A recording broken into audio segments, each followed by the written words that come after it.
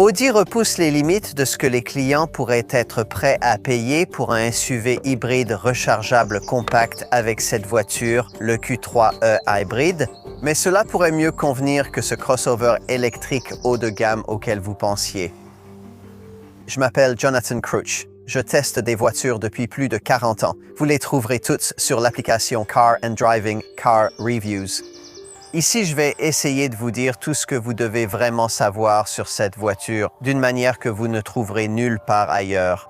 Malheureusement, le Q3 ne bénéficie pas du groupe motopropulseur hybride rechargeable 2 litres avancé que nous avons vu sur le plus grand Q5.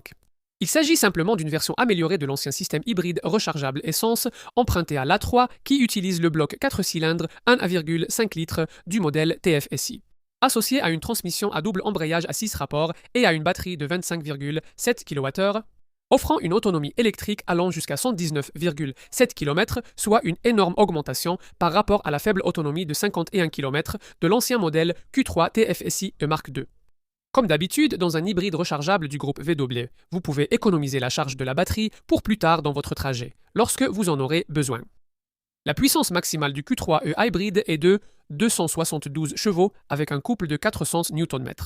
C'est la première fois que le nouveau langage stylistique d'Audi est appliqué à un modèle plus compact, et les fans de la marque d'Ingolstadt y trouveront de nombreux atouts. Avez-vous vraiment besoin d'un véhicule aussi grand que le Q5 de la marque, alors que ce Q3 reprend en grande partie la prestance de ce modèle dans un format presque aussi impressionnant? Comme avant, vous pouvez choisir entre ce SUV classique ou une version Sportback plus élégante.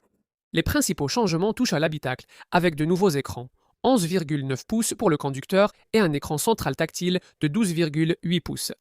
Mais le vrai débat porte sur la disparition des commodos traditionnels derrière le volant. À la place, un panneau fixe enveloppant derrière le volant accueille ce qu'Audi appelle un module de commande au volant. Les sièges sport chauffants monobloc avec soutien lombaire réglable sont très confortables. Des matériaux haut de gamme à bande, surtout si vous évitez la finition de base et choisissez le revêtement Façandem sur la planche de bord et les portes. Et à l'arrière? Eh bien, la garde au toit ne change pas beaucoup, que vous choisissiez la carrosserie SUV ou Sportback. Et sur tous les modèles, l'assise coulisse en 60-40 et le dossier s'incline. Mais le tunnel central élevé signifie qu'il sera difficile de faire tenir plus de 2 adultes à l'arrière. À l'arrière, il y a un coffre de 575 litres sur les modèles SUV et Sportback à moteur conventionnel.